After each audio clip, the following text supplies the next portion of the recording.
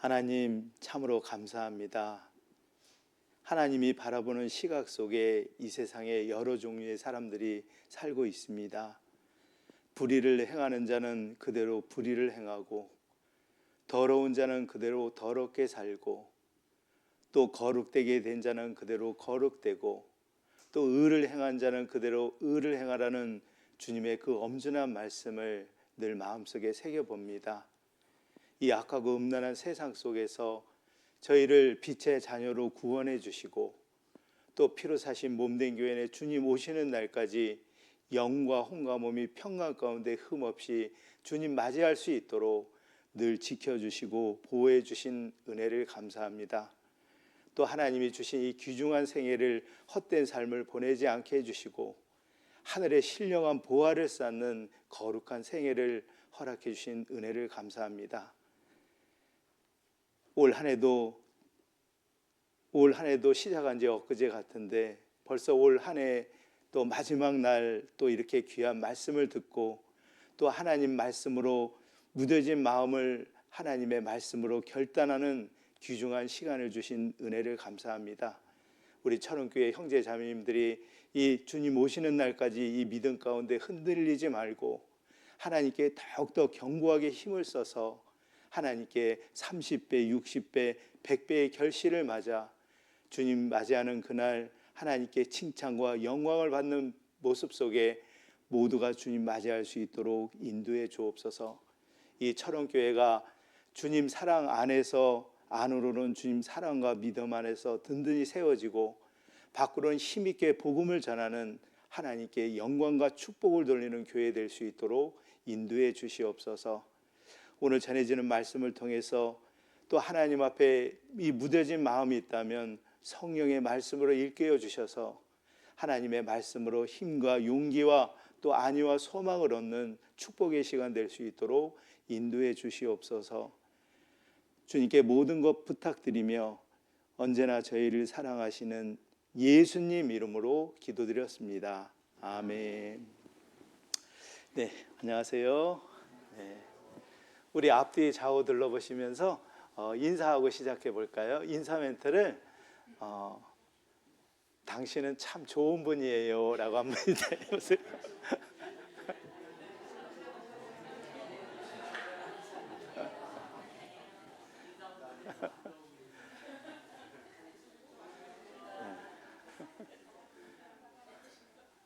혹시 마음에 별론데 이런 사람 없겠죠? 네. 올 한 해도 정말 시작한 지 엊그제 같은데 벌써 올 한 해 이제 마지막, 또 내년서부터 내일서부터 새로운 또 한 해가 시작되었는데요.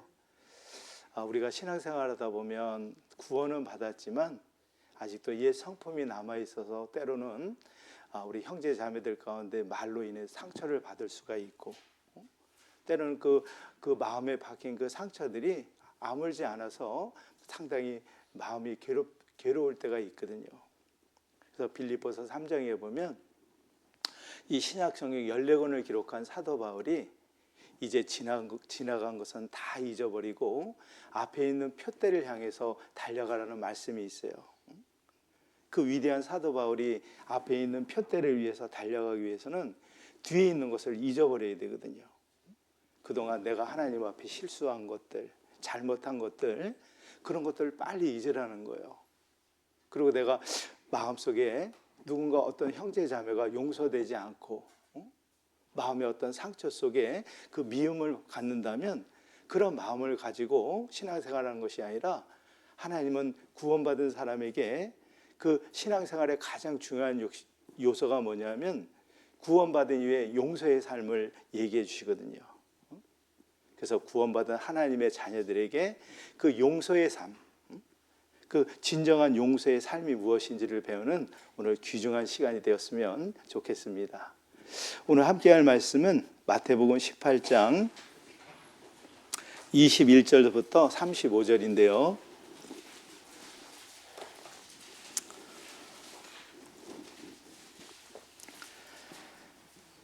마태복음 18장 신약 30페이지 되겠습니다. 마태복음 18장 21절부터 35절까지 돌아가면서 천천히 한번 음미하면서 읽도록 하겠습니다. 제가 먼저 읽어볼게요. 그때에 베드로가 나와 가로되 주여 형제가 내게 죄를 범하면 몇 번이나 용서하여 주리이까? 7번까지 하오리이까?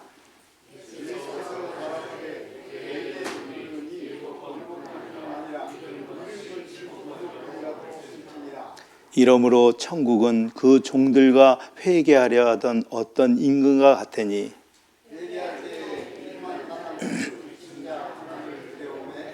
갚을 것이 없는지라 주인이 명하여 그 몸과 처와 자식들과 모든 소유를 다 팔아 갚게 하라 한대.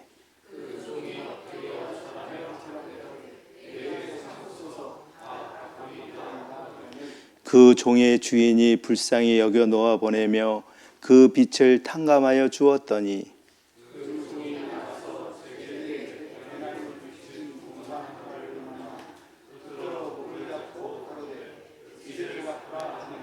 그 동관이 엎드려 간구하여 가로되 나를 참아 주소서 갚으리다 하되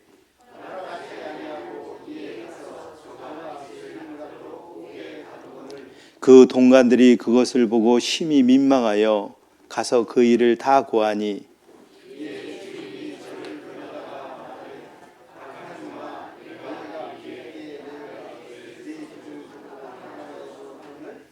(33절부터 35절은 같이 읽도록 하겠습니다. 내가 너를 불쌍히 여긴과 같이 너도 네 동관을 불쌍히 여김이 마땅치 아니하냐 하고 주인이 노하여 그 빚을 다 갚도록 저희들을 옥졸들에게 붙이니라.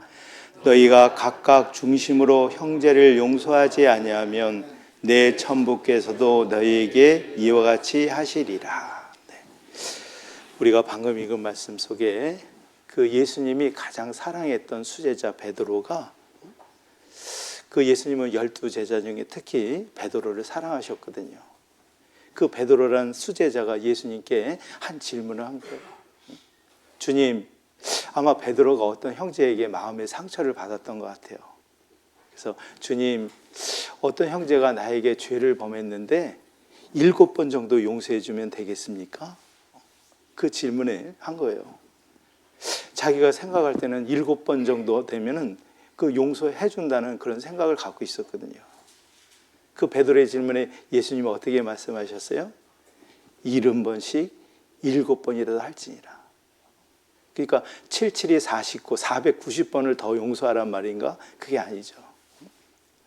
그러니까 이 세상에 구원받은 하나님의 자녀들이 하나님의 사랑을 받은 용서받은 사람만이 그 진정한 용서와 사랑을 할 수 있다는 거예요. 하나님 우리 몸된 교회를 통해서 형제자매들이 서로 사랑하고 용납하고 또 이해하고 참아주는 것을 기뻐하거든요. 교회가 사랑이 넘칠 때 어때요? 교회의 부흥이 되고 하나님의 영광이 돌릴 수 있잖아요.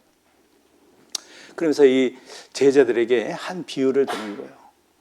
예수님은 항상 중요한 요소를 말씀하실 때마다 아주 쉬운 비유를 통해서 알아듣기, 설명하기를 좋아하셨어요. 1만 달란트의 빚진 자유를 비유를 든 거예요. 어느 임금에게 한 신하가 빚을 졌는데 1만 달란트 빚을 졌다는 거예요. 그래 1만 달란트를 우리나라 돈으로 환산하면 얼마의 돈인가? 한국 돈으로 34조 원에 해당되는 돈이에요. 어마어마한 돈이죠. 근데 그 사실을 한 임금이 화가 나서 그 신하를 불러들였단 말이에요. 그 신하에게 그 빚을 빨리 갚으라는 거예요. 그 빚을 갚을 길 없는 이 사람이, 이 신하가 그 주인에게 울면서, 그 왕에게 울면서 애원을 하는 거예요. 집 나간 탕자가 정말 용서를 구할 때 그 용서해주고 받아들였잖아요.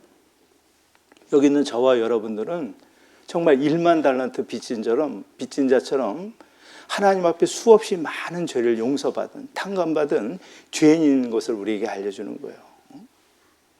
그러니까 이 애원하고 자기의 죄를 정말 용서해달라는 불쌍히 애원하는 이 빚진 자를 그 왕은 측은하고 불쌍히 여기서 어때요? 빛을 탕감 1만 달란트 빛을 탕감해 줄 뿐 아니라 그에게 자유의 몸을 준 거예요. 진리를 알지니 진리가 너희를 자유케 하리라. 구원받은 사람은 모든 죄에서 이제 죄의 종에서 자유를 얻은 그런 몸이 되었잖아요.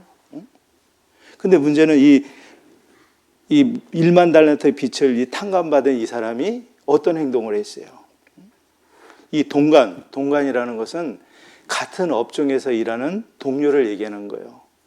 자기 같은 업종에서 일하는 동료 하나가 여기 100데나리온. 그러니까 이 34조 원에 해당되는 60만 분의 1에 해당되는 아주 작은 빛을 진 거예요. 그러니까 그 빛을 안 갚는다 그래서 그 친구가 얘기하잖아요. 똑같이 친구요, 제발 좀 참아주게나, 나를 용서해 주게나. 근데 이 사람 행동이 어때요?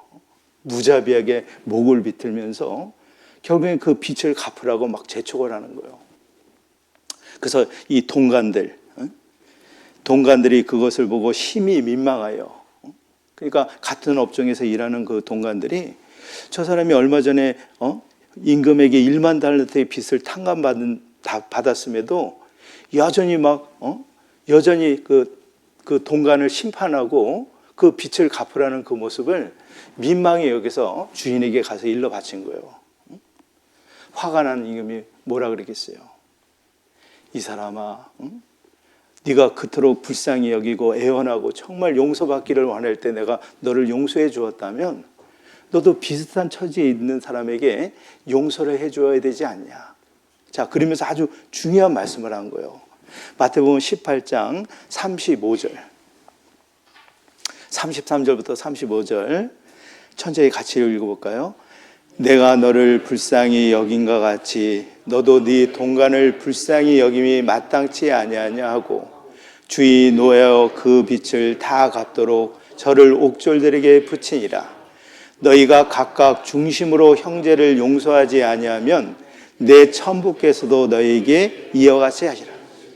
여기서 우리가 정말 주의할 점은 뭐냐면 35절에 너희가 각각 중심으로, 정말 그 마음의 중심으로 형제를 용서하지 아니하면 내 천부께서도 너희에게 이와 같이 하실 것이라는 거예요. 너희가 각각 중심으로 형제를 용서하지 않으면, 제가 지금 여태까지 신앙생활을 하면서 내 마음속에 누군가 계속 용서가 되지 않아요. 늘 보면은 미움이 올라오고 얼굴도 마주치기 싫어하고. 하나님은 그런 모습으로 신앙생활을 하기를 정말 바랄까요? 우리가 구원받은 이후에도 여전히 누군가로부터 말에 상처를 받고 나 또한 누군가에게 상처를 줄 때가 있단 말이에요. 그것을 그때 상처받을 때 과연 그 상처받을 때 그 행동의 원리가 모든 영향을 받게 되잖아요. 주님은 이럴 때 어떻게 그 용서의 삶이 어떤 용서를 말하는가 하는 거예요.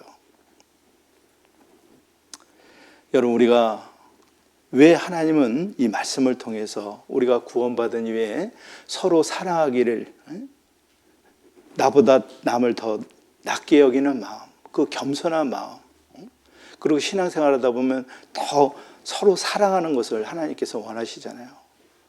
근데 내가 언제부턴가 맨 처음에 구원을 받았을 때 그 형제 자매들의 그 거짓 없고 순수한 사랑에 그런 매력을 끼쳤는데 언제부턴가 형제 자매들의 마음속에 막 미움이 올라온다면 치명적인 요소가 있단 말이에요. 비록 하나님과 함께하는 그 신앙생활 동행하는 가운데서도 진정으로 용서하지 못한 사람의 마음속에는 하나님이 치명적인 손해가 있다는 것을 우리에게 말씀해 주고 있는 거예요. 자, 이 본문 잡아두시고 내가 마음속에 누군가로부터 아직도 용서가 안 되고 중심으로 형제 자매를 용서하지 않는다면 과연 나에게 어떤 치명적인 손해가 있을까를 먼저 알 필요가 있어요. 자, 야고보서 2장 13절입니다.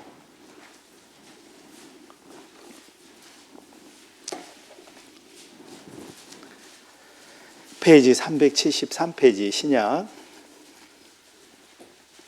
야고보서 2장 13절 말씀.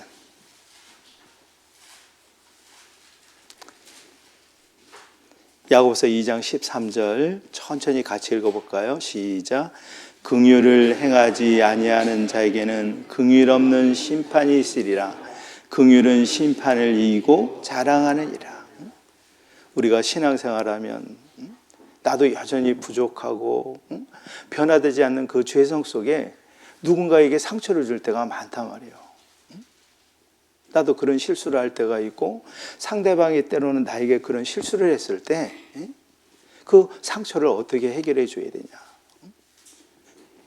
긍휼을 행하지 아니하는 자에게는 긍휼 없는 심판만 있다는 거예요. 긍휼이란 뭐예요? 긍휼이라는 것은 자비롭고 불쌍히 여기는 마음을 가리키잖아요.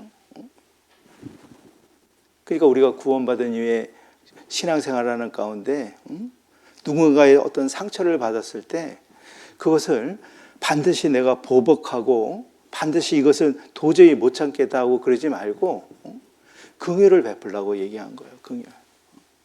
긍휼이라는 단어는 불쌍히 여기고 자비로운 마음을 가져라는 뜻이잖아요. 여러분, 우리가 구원받은 이후에도 내가 하나님 앞에 여전히 그 하나님께 그 긍휼을 여김 받을 때가 많다고요. 나도 부족하기 때문에. 그렇죠? 신앙생활하면서 내가 구원은 받았지만 하나님께 계속 용서를 끊임없이 받아요. 은혜 위에 은혜 가운데. 그죠? 근데 언제부턴가 마음속에 반드시 어떤 보복하려는 심리를 갖고 있다면, 중심으로 형제자매를 용서하지 않는다면 이런 치명적인 손해가 있다는 거예요. 더 이상 구원받은 사람일지라도 더 이상 용서를 기대하지 말라는 거예요. 지금 그런 뜻이거든요. 우리가 구원받은 이에도 하나님의 자비와 용서가 계속 필요하잖아요. 근데 마음속에 어떤 미움을 갖고 있고 중심으로 용서하지 않게 되면은 치명적인 요소가 있는 거예요. 13절 다시 한번 읽도록 하죠. 긍휼을 행하지 아니하는 자에게는 긍휼 없는 심판이 있으리라. 긍휼은 심판을 이기고 자랑하느니라. 그래서 우리가 이제 새로운 한 해 우리가 맞이할 때 주님은 우리에게 서로 사랑하라. 마귀는 우리가 서로 사랑하고 하나가 되는 것을 흩어버리거든요. 성령이 하나 되는 것을 힘써 지키라 그랬잖아요. 때로는 마음에 미움이 들고 오고 또 교회가 판단이 되고 그런 시험에 넘어갈 때 이런 말씀을 알게 되면 얼마든지 그것을 극복할 수 있다는 거예요. 아, 내가 이렇게 구원받았어도 여전히 형제자매에게를 판단하게 되고 그 형제자매를 볼 때마다 미움이 없고 중심의 형제가 용서가 되지 않은 상태, 그런 상태에는 하나님 앞에 이런 치명적인 요소가 있다는 거예요. 그리고 여러분, 용서하지 않는 사람은 또 치명적인 요소가 뭐냐면 기도가 막힌다. 기도를 들어줄 수가 없는 거예요. 자, 마가복음 11장을 보겠습니다.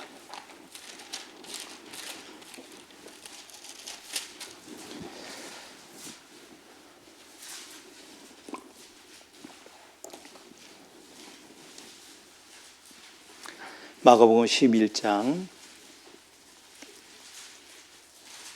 74페이지입니다. 신약 마가복음 11장 22절부터 24절은 제가 읽도록 할게요. 같이 읽어볼까요? 시작. 예수께서 대답하여 저에게 이르시되 하나님을 믿으라. 내가 진실로 너에게 이르노니 누구든지 이 산더러 들려 바다에 던지우라 하며 그 말하는 것이 이룰 줄 믿고 마음에 의심치 아니하면 그대로 되리라.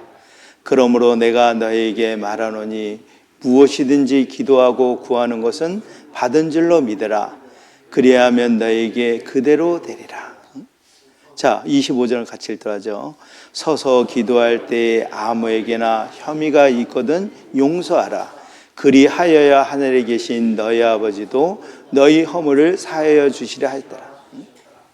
우리 구원받은 하나님의 자녀들이 정말 하나님께 간절히 바라는 소원의 기도를 응답받기 위해서는 여기 뭐라고 되어 있어요? 25절. 너희가 서서 기도할 때 아무에게나 혐의가 있거든 먼저 용서하거라 이렇게 되어 있잖아요. 용서할 때 그리하여야 하늘에 계신 너희 아버지도 너희 허물을 사하여 주실 것이다. 그러니까 하나님은 왜 우리 구원받은 하나님의 자녀들이 그 용서하기를 원하실까요?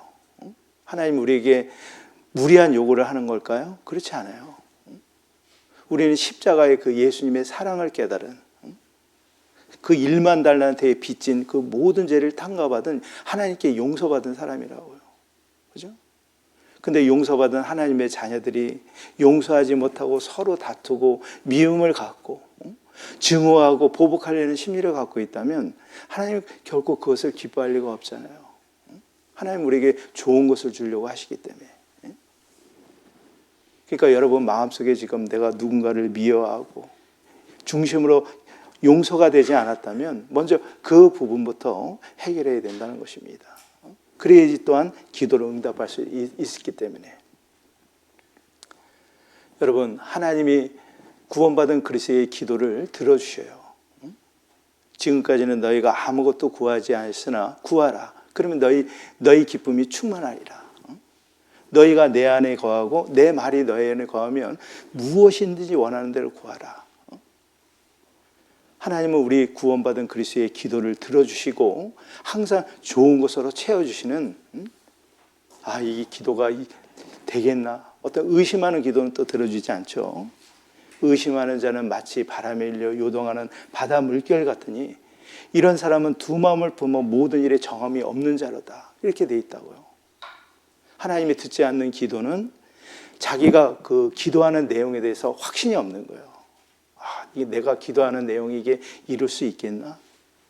사람은 하지 못하지만 내가 믿는 하나님은 전지전능의 하나님이라고요. 전화위복의 하나님, 역전의 명수. 그런 하나님께 내가 기도한 그 내용에 대해서 하나님이 맡기고 확신을 차서 기도하는 사람들, 그런 기도를 들어주셔요. 그리고 하나님이 듣지 못하는 기도 또 하나 있죠. 시편 66편에 보면 내가 내 마음에 죄악을 품으면 주께서 듣지 않는다는 거예요. 내가 정말 하나님 앞에 합당치 못한 그 죄악을 품고 있는 상태에서 아무리 기도한들 거기에 응답받을 수가 없는 거예요. 지금 여기 뭐라 그래요? 25절 같이 읽더라죠. 서서 기도할 때에 아무에게나 혐의가 있거든 용서하라. 그리하여야 하늘에 계신 너희 아버지도 너희 허물을 사하여 주시라. 그래서 순서가 내가 기도의 응답을 받기 위해서는 내가 누군가로부터 마음에 상처받은 이런 것들을 또 만나면 미움을 갖고 보복하려는 그런 심리를 갖지 말고 용서하라는 거예요. 여러분 지금 한번 떠올려 보세요. 내가 아직도 저 형제 너무 미워 죽겠어. 얼굴도 보기 싫어. 하나님이 그런 하나님의 자녀들이 그런 마음을 갖기를 원하시냐고요. 어떻게든지 사랑으로 서로 용납하고 하나가 되게 하는 것이 하나님의 뜻이잖아요. 여러분 교회가 언제부터 사랑이 식잖아요. 그럼 교회를 부흥하는 것이 아니라 점점 흩어지게 돼 있어요, 여러분. 여러분 요한복음 8장에 보면 현장에서 가늠하다 잡힌 여인을 그 예수님 앞에 끌고 온 거예요. 그 바리새인과 서기관들은 그 율법에 가늠한 자를 돌로 치라는 명령을 갖고 무자비하게 어떤 율법과 그 절차가 있잖아요. 절차 없이 끌고 온 거예요. 예수님은 이러지도 못하고 저러지도 못하는 아주 난감한 상황이었어요. 무조건 용서해 주라면 그 율법에 어긋나기 때문에 그들이 성난 모습으로 그 예수님을 넘어뜨리게 하는 시험이었거든요. 그렇다고 이 여인을 무조건 용서해 줄 수는 없는 상황, 돌로 치라 할 수 없는 그런 난감한 상황 속에서 그 예수님이 아무 말 없이 그 현장에서 가늠하다 잡힌 여인 앞에 예수님과 무엇인가 땅에 썼다고요, 글씨를. 그리고 한마디 딱 이래. 너희가 죄 없는 자 중에 이 여인을 돌로 치거라. 자, 요한복음 8장 보겠습니다.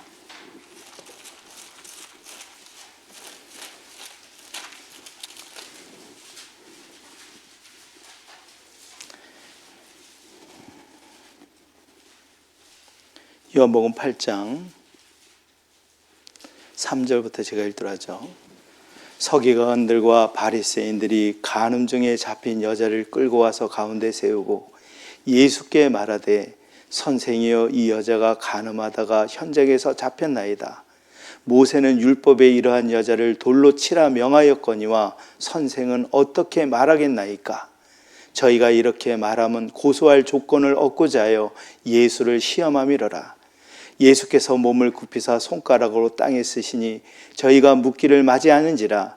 이에 일어나 가라사대 너희 중에 죄 없는 자가 먼저 돌로 치라 하시고, 다시 몸을 굽히사 손가락으로 땅에 쓰시니 저희가 이 말씀을 듣고 양심의 가책을 받아 어른으로 시작하여 젊은이까지 하나씩 하나씩 나가고 오직 예수와 그 가운데 섰는 여자만 남았더라.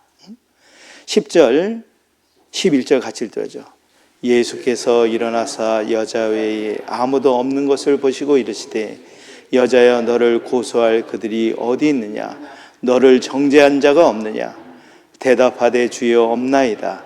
예수께서 가라사대 나도 너를 정죄하지 않으니 가서 다시는 죄를 범치 말라 하시니라. 여러분, 현장에서 간음하다 잡힌 여인을 무자비하게 끌고 온 사람들이 종교인이었다고요. 그들은 성경에 익숙한 사람들이었어요. 이 여인에 대한 일말의 동정심이 없었습니다. 살기 등당한 모습으로 그 예수님이 돌로 치라는 명령만 기다리고 있었던 거예요. 여러분, 예수님은 바로 이 우주와 만물을 창조하신 하나님 자신이었다고요. 우주와 그 가운데 있는 만유를 지으신 신. 예수님은 지금 현장에서 간음하다 잡힌 여인은 그 겉으로 드러난 발각된 죄였어요. 그러나 이 현장에서 간음하다 잡힌 이 비슷한 간음죄를 그들 역시 속으로 가지고 있었거든요. 예수님은 그들의 마음속을 보시잖아요. 그들은 위선적이고 겉으로는 깨끗하고 거룩한 척하지만 그 더러운 음란 죄가 더 많았던 거예요. 하나님 볼 때 어떤 사람이 더 더럽게 있어요. 그러니까 겉으로 발각되지 않는 이 죄인이 그 겉으로 발각된 죄인을 무자비하게 돌로 치려는 그런 걸 가지고 있었다고요. 우리는 주님의 어떤 사랑을 배웠어요. 그래서 이 현장에서 간음받다 잡힌 여인, 너희 중에 죄 없는 자가 돌로 치거라 했을 때 그들이 양심을 고백했거든요. 이러지도 못하고 저러지도 못할 상황 속에서 우리가 교회 안에서 신앙생활하다 보면 우리가 완전하지가 않아요. 아직도 여전히 그 옛 성품이 나오고 때로는 말도 거칠고 그런 일이 얼마든지 있을 수 있다는 거예요. 특히 형제자매들 가운데 함께 신앙생활하다 보면 여러 가지 마음의 상처가 있을 수밖에 없다고요. 그 일로 인해서 교회가 나누거나 사랑으로 하나 되지 않게 되면 어떻게 되죠? 교회가. 그래서 하나님은 그 진정한 신앙인들의 사랑과 용서를 가지라는 거예요. 그래서 이 빌립보서 3장을 보죠. 빌립보서 3장 13절 14절.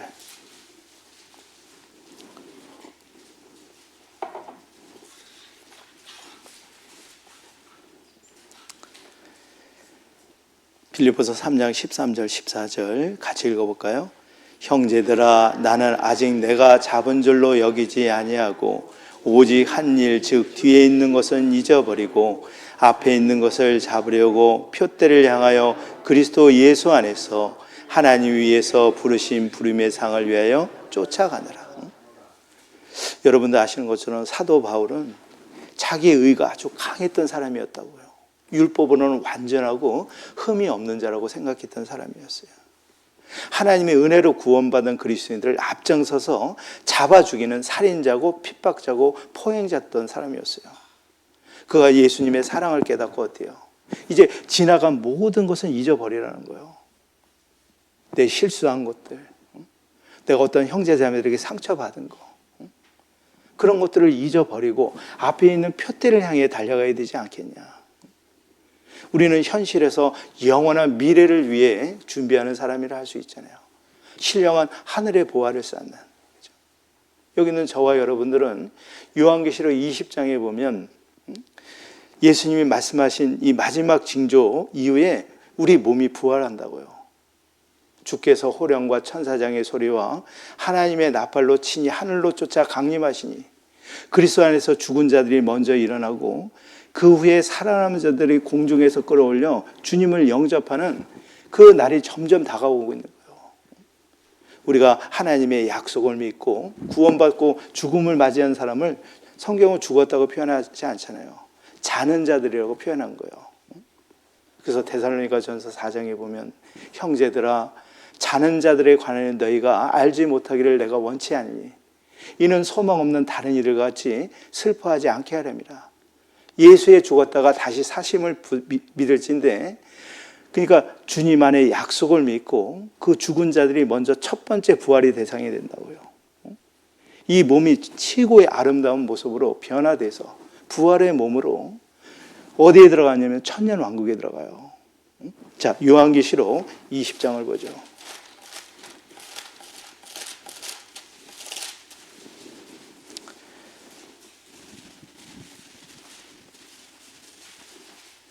요한계시록 20장 4절부터 9절까지, 4절부터 6절까지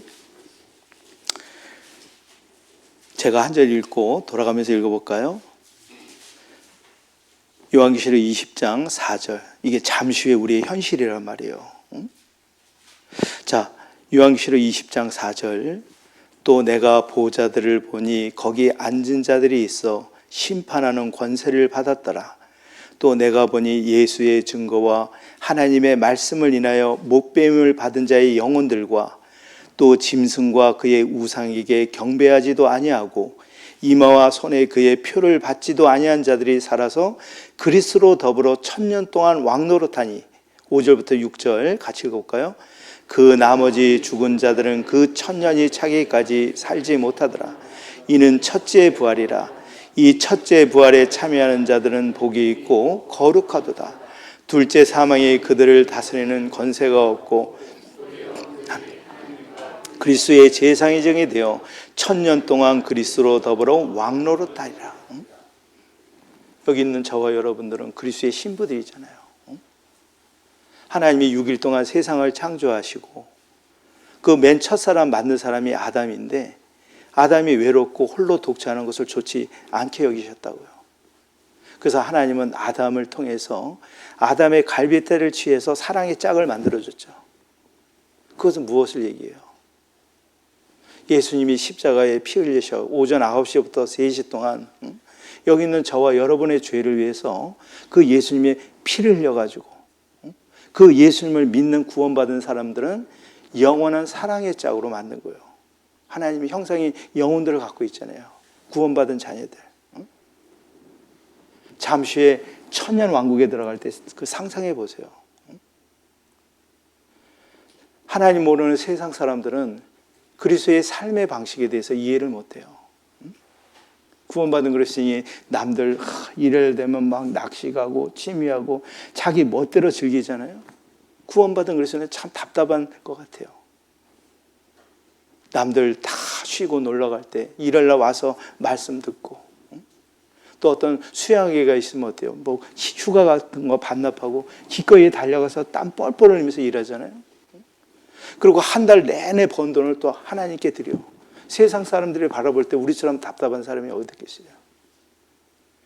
그리스도인이 바라는 것이 다만 이 생뿐이라면 우리 정말 불쌍한 사람이거든요. 그죠? 그러나 하나님 말씀은 1.1도 어김이 없다고요. 잠시 후에 주님의 재림을 기다리는 구원받은 신부들이라고요. 자, 요한계시록 19장 7절부터 9절까지 같이 읽도록 하죠. 시작. 우리가 즐거워하고 크게 기뻐하여 그에게 영광을 돌리세. 어린 양의 혼인계약이 이르렀고 그 아내가 예비하였으니 그에게 허락하사 빛나고 깨끗한 세마포를 입게 하셨은즉 이 세마포는 성도들의 옳은 행실이라 하더라. 천사가 내게 말하기를 기록하라. 어린 양의 혼인잔치에 청함을 입은 자들이 복이 있도다 하고, 또 내게 말하되 이것은 하나님의 참되신 말씀이라 하기로. 여기 있는 저와 여러분들은 잠시 어린 양의 혼인잔치에 청함을 받은 최고의 사람들이 할 수 있잖아요. 신랑된 주님을 기다리는 아름다운 신부들이라는 거예요. 그날이 점점 우리에게 가까이 오고 있잖아요. 하나님 보실 때 네 종류의 사람이 있다. 불의를 행하는 자는 계속 불의를 행하고, 더러운 자는 계속 그래도 더럽게 살고, 거룩되게 된 자는 계속 거룩되게 구별되고, 의를 행하는 자는 그대로 의를. 여러분 어디에 해당되는 사람이에요? 신앙생활은 한 번밖에 없단 말이에요. 내가 중심으로 형제 자매를 용서하지 않는다면 언젠가 그 신앙이 파탄이 난다는 거예요. 그래서 우리가 신앙생활하다 보면 때로는 마음의 상처, 또 하나님 앞에 어떤 그 잘못된 죄가 있을 때 어때요? 먼저 자신부터 용서할 줄 알아야 돼요. 자기 자신도 용서하지 않는데 어떻게 되겠어요, 여러분? 보이는 형제를 사랑하지 않고 어떻게 형제자매를 하나님을 사랑할 수 있다고 말할 수 있겠냐 말입니다. 하나님은 우리 구원받은 그리스도인이 용서하지 못할 때 그 치명적인 어떤 상처로 괴로움받거나 고통을 받는 것을 결코 원하지 않아요. 여러분, 용서하지 않는 삶 속에 마음이 평안이 있을까요, 여러분? 늘 마음에 어떤 증오가 있고 분노가 있고 언젠가 반드시 보복할 거라는 그런 심리를 갖고 있는 사람에게 마음의 평안이 있을 수가 없다고요. 그죠? 그러니까 자신에게 계속 고통을 가중시키는 그런 역할을 하기 때문에 그런 용서를 하라는 거예요. 그 고통에서 굴레에서 벗어날 수 있는 유일한 방법이 용서라는 것입니다.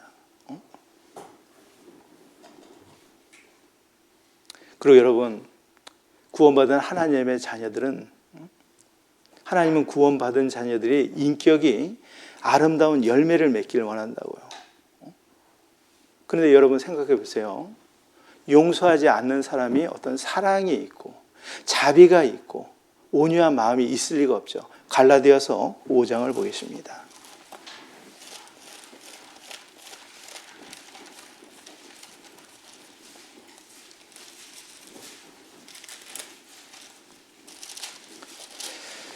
갈라디아서 5장 22절부터 23절까지. 페이지 309페이지입니다. 천천히 같이 읽어볼까요? 시작.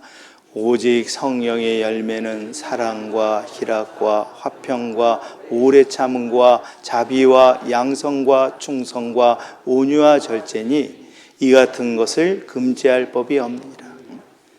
하나님은 구원받은 자녀들이 그 신의 성품에 차지하는 아름다운 인격적인 열매 9가지를 열리기를 원한다고요.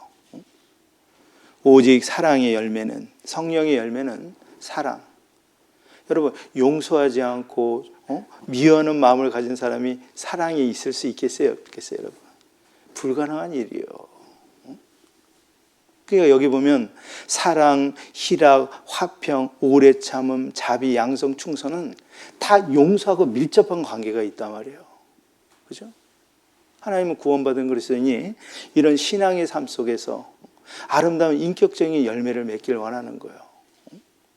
오직 성령의 열매는 사랑과 희락과 화평과 오래 참음과 자비와 양성과 충성과 온유와 절제.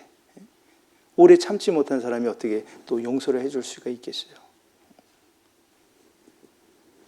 여러분, 그리고 이 중심으로 형제자매를 용서하지 않는다면 또 어떤 치명적인 손해가 있냐면 우리가 하나님께 드리는 헌물이 있죠. 그거 하나님 받지 않으셔요. 자, 마태복음 5장을 보겠습니다.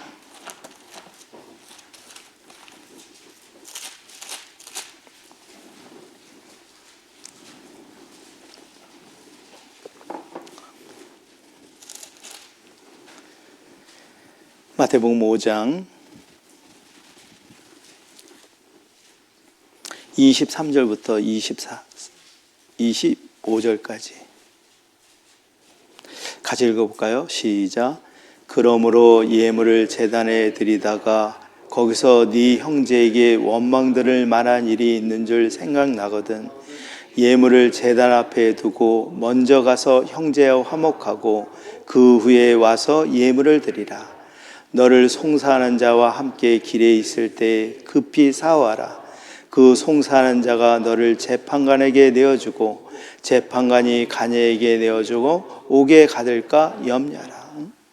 여기 24절에 보면 23절에 그러므로 예물을 제단에 드리다가 거기서 네 형제에게 원망들 만한 일이 있는 줄 생각나거든 예물을 제단 앞에 두고 먼저 가서 형제와 화목하고 그 후에 와서 예물을 드릴 때 그걸 비로소 받는다는 말씀입니다. 그러니까 내가 구원을 받았음에도 하나님과 지금 신앙생활 속에 하나님과 동행하는 신앙생활 속에 내가 누구를 진정으로 용서하지 않는다면 어떤 치명적인 손해가 있다 그랬어요. 구원받은 연약한 나도 하나님께 계속 용서를 받아야 되는데 더 이상 긍휼을 베풀지 않겠다는 거예요. 또 하나님의 그 용서하지 않을 때 기도 또한 하나님이 듣지 않으신다는 거예요. 하나님 앞에 성령의 아름다운 9가지 그 성령의 열매도 맺을 수가 없어요. 그리고 뭐예요? 하나님께 드리는 헌물 또한 하나님 받지 않으신다는.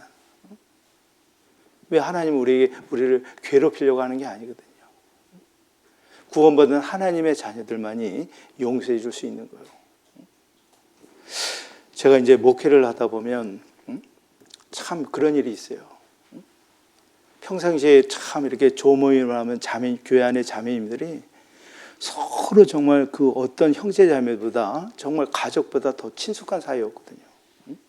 그렇게 친숙하고 친했던 자매들이 언제부턴가 서로 얼굴도 안 보려고 그러고 말을 안 하기 시작한 거예요. 근데 이렇게 알고 보니까 어떤 자매가 그 지나친 말 한마디로 마음에 비수 같은 상처를 딱 안고 있었던 거예요. 근데 이 자매가 그 자기에게 상처를 준 자매를 용서가 되지 않기 때문에 그 계속 분노가 끌어올릴 수 있었다고요. 언제부턴가 서로 눈도 마주치기 싫어하고. 그러니까 이 상처를 받은 이 자매가 상처를 준 자매의 용서를 기다리고 있었어요. 그러나 정작 그 자기에게 상처를 준 자매는 전혀 그 사실을 알지 못하고 있었거든요. 그렇죠? 그런 관계가 한동안 계속 지속이 됐습니다. 그러니까 용서하지 않는 자의 그 마음속에 한없는 자신에게 그 고통을 가져가는 계기가 되고 그 자신의 고통받는 모습을 또 보상받기 위해서 또 남들에게 그것을 전파하기 시작해요. 그죠? 자기 개인적인 일을 자기 그 마음의 보상을 받기 위해서 여기저기 자매들에게 말을 보태서 얘기하게 되면 우리 교회는 다 혈연 관계로 이루어졌잖아요. 그러니까 교회가 한 무더기씩 막 나가는 거예요. 그 상처 때문에. 그럴 때 어떻게 해야 되겠어요? 그때 이 자매님이 용기를 낸 거예요. 한 자매님이. 아, 이래서는 안 되겠구나. 그래서 자매님과 이제 교제를 하기 시작해요. 자매님, 제가 사실 그때 자매님이 말한 그 마디에 정말 교회에 나오고 싶지 않을 정도로 큰 마음의 상처를 받았습니다. 왜 저에게 그런 말을 한 겁니까? 그저 상처를 준 자매도 미안하잖아요. 자매님, 사실 제가 그런 의도로 한 게 아닌데 자매님 내가 마음을 이렇게 아프게 했다고 용서해 달라고. 그럼 어때요? 처음보다 더 호의적인 사이가 되는 거예요. 이게 해결되지 않으면 어떻게 돼요? 끊임없이 계속 가중될 수밖에 없는 거예요.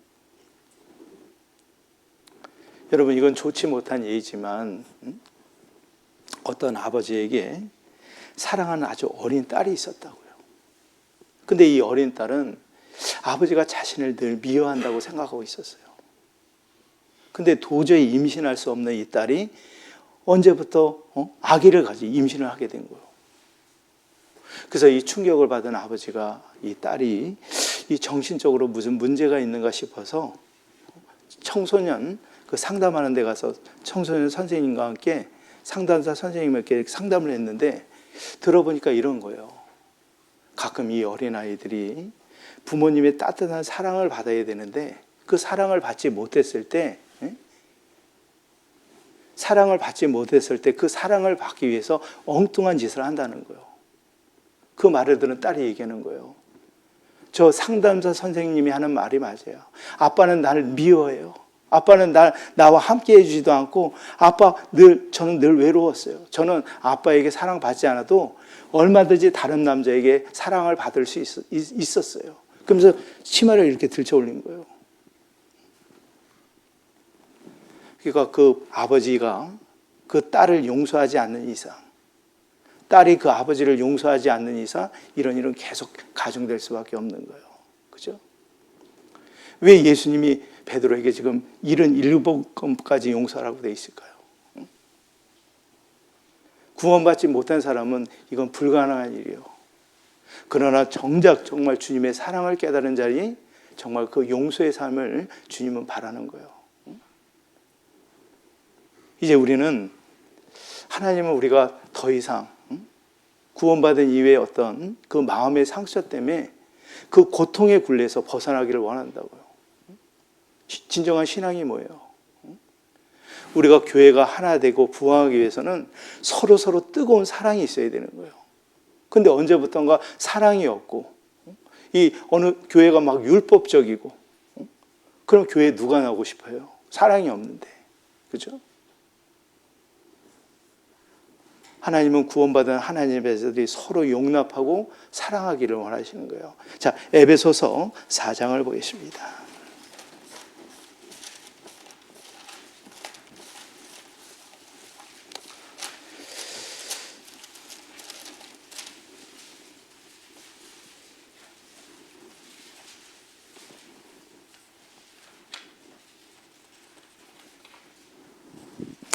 에베소서 4장 32절 말씀 같이 읽어볼까요? 서로 인자하게 하며 불쌍히 여기며 서로 용서를 하나님이 그리스도 안에서 너희를 용서함신과 같이 하라. 여기 뭐라고 돼 있어요? 우리가 구원받은 하나님의 자녀들이 신앙생활을 할 때 서로 인자하게 하라는 거예요. 인자하게. 불쌍히 여기고 서로 용서하기를 하나님이 그리스도 안에서 너희를 용서하신 같이 하거라. 이것이 하나님 명령이거든요. 우리가 앞으로 신앙생활하면서 많은 상처를 받을 수가 있어요. 또 나도 누군가에게 상처를 줄 수도 있는 것이고. 그럴 때 그걸 해결하는 방법이 뭐예요? 바로 용서라는 거예요. 자, 하나님 앞에 그 마음속으로 중심으로 형제 자매를 용서하지 않을 때 치명적인 요소 첫 번째 뭐라고 돼 있어요? 긍휼 없는 심판만이 있다. 두 번째는 뭐예요? 하나님께 드리는 기도가 막힌다는 거예요. 세 번째 뭐예요? 하나님의 아름다운 인격적인 열매를 맺는 사랑과 희락과 화평과 오래 참 그런 아름다운 성품의 열매가 막히게 된다고요. 또 뭐예요? 여기 하나님께 드리는 헌물 또한 하나님 받지 않아요. 그리고 마음에 계속 고통을 받는 거예요. 그리고 자기에게 고통받은 것을 또 남들이 이 가중되게 고통이 계속 전파된단 말입니다. 그 얘기 듣고 누가 좋아하겠어요? 그럴 수가 있어? 그러니까 성령이 하나 되게 하신 것을 힘써 지킨, 우리가 그것을 힘써하지 않게 되면 무너질 수 있기 때문에 하는 얘기거든요. 여러분, 미국의 역대 대통령 중에 가장 존경받은 인물을 꼽으라면 미국 시민들은 그 제19대 아브라함 링컨을 꼽아요. 아브라함 링컨은 어렸을 때부터 정말 구두 닦기, 신문팔이 안 해볼 정도로 꾸준히 일을 했던 사람이었습니다. 어머니에게 이 낡은 성경을 전수를 받았어요. 성경을 통해 예수님의 사랑을 깨닫게 된 거예요. 그리고 마침내 제19대 대통령으로 당선이 되었거든요. 근데 대통령령이 당선되기 전에 법률가로 일할 때가 있는데, 변호사로 공교롭게도 한 사건을 그 당시에 그 링컨을 가장 괴롭혔던 원수 같은 사람하고 한 사건을 공교롭게 맡은 거예요. 막 사람들 앞에서 이 아브라함 링컨을 막 흉을 보고 그런 거예요. 저 촌뜨기, 시골 쪽의 촌뜨기. 응? 저 사람하고 나 일 못한다. 막 그럴 정도로 막 대놓고 링컨을 비방했던. 근데 이 아브라함 대통령이 16대 대통령이 당선되었을 때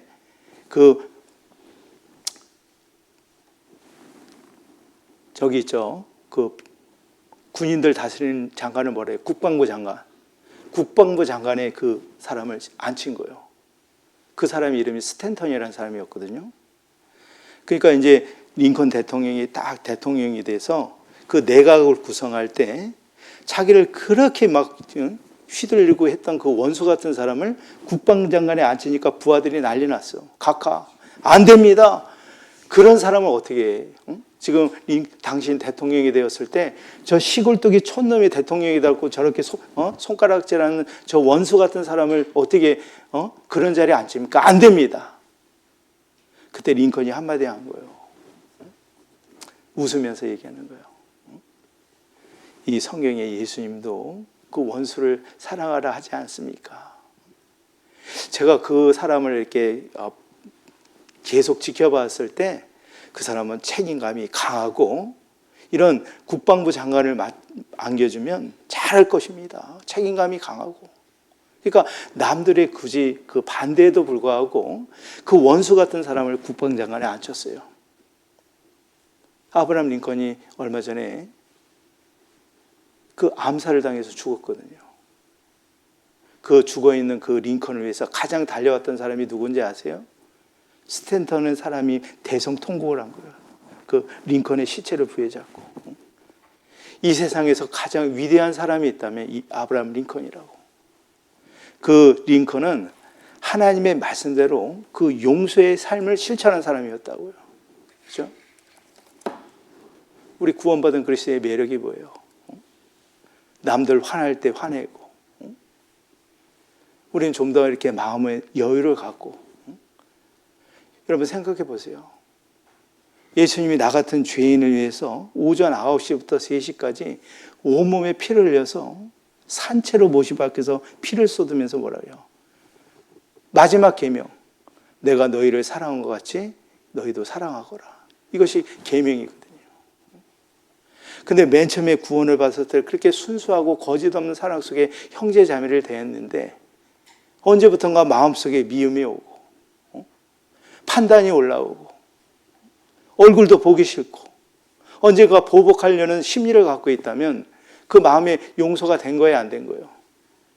그 용서가 된 게 아니잖아요. 하나님 우리에게 죄에서 자유를 얻는 그 진리를 알게 해줄 뿐 아니라 이제 구원받은 이의 모든 그 고통, 용서받지 못한 그 고통의 굴레에서 자유를 얻기를 원하는 거예요. 우리는 신앙이 성숙해야 됩니다. 그렇죠? 우리 철원교회가 정말 30배, 60배, 1000배, 10,000배 정말 우리들의 그 사랑 속에서 그런 사랑을 가지고 우리 형제자매를 대한다면 이 교회당 메어질 수 있는 거예요. 세상 사람은 우리의 말보다는 뭘 봐요? 친절함을 본다고요. 사랑을.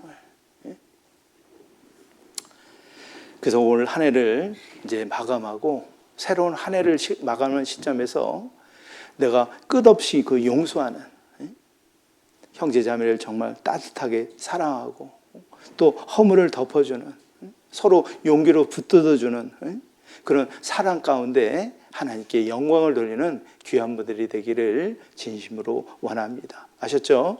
기도하고 마치도록 하겠습니다. 하나님 아버지 참으로 감사합니다. 이 세상 나란 인생이 어디서 와서 또 잠시의 죽음 건너편에 어디로 가는지 그리고 내가 이 세상 살아가는 인생의 목적이 무엇인지 알지 못했을 때 성경을 통해서 인생의 해답을 얻게 해주시고 이제 하나님 주신 이 거룩한 몸과 마음을 통해서 하나님께 하늘의 보화를 쌓는 신령한 신앙세계 속에 우리를 두셨습니다. 하나님께서 주님이 마지막 우리에게 말씀하신 내가 너희를 사랑한 것 같이 너희도 사랑하는 이 귀한 말씀을 하나님께서 우리 마음속에 새겨주셨습니다. 베드로가 어떤 형제에게 그 상처를 받았을 때 7번 용서해 주는 것이 아니라 끝없는 그 용서 속에 하나님의 그 넓은 마음과 사랑을 더욱 깨닫게 됩니다. 구원받은 이에도 여전히 하나님 앞에 연약하고 실수 많은 저를 변함없이 사랑해 주시는 하나님, 주님의 그 가진 그 사랑으로 우리가 서로 종로로 타고 하나님께 영광 돌리는 삶이 될 수 있도록 인도해 주옵소서. 교회 안에 마음의 상처를 갖고 또 마음에 또 상처를 갖고 슬픔 속에 살아가는 형제 자매들이 있다면 오늘 말씀으로 위로되고 또 진정한 용서의 삶을 통해서 하나님께 영광을 돌리는 귀한 분들 될 수 있도록 축복하여 주시옵소서. 주여, 내가 무엇을 바라리요 나의 소망은 주께 있나이다라는 다윗의 간증처럼 이 세상 썩어지고 거짓된 헛된 마귀의 말에 속지 않게 해주시고 오직 하나님의 약속의 말씀에 든든히 세워주셔서 좌로나 우로나 치우치지 않는 가운데 하나님의 뜻을 이루는 귀한 성령의 도구로 저희를 마음껏 사용해 주시기를 원합니다. 주님, 저희들의 남은 모든 생에 영과 혼과 몸이 평강 가운데 흠없이 지켜주시고 우리 사랑하는 가족들 한 사람도 남기지 않고 다 구원받아 영원한 부활 속에 주님 맞이할 수 있도록 인도해 주옵소서. 저희들의 모든 삶을 주님이 가장 기뻐하시는 길로만 저희를 인도해 주옵소서. 언제나 저희를 사랑하시고 죄로부터 영원히 구원하여 주신 살아계신 예수 그리스도의 이름으로 감사하며 기도드렸습니다. 아멘.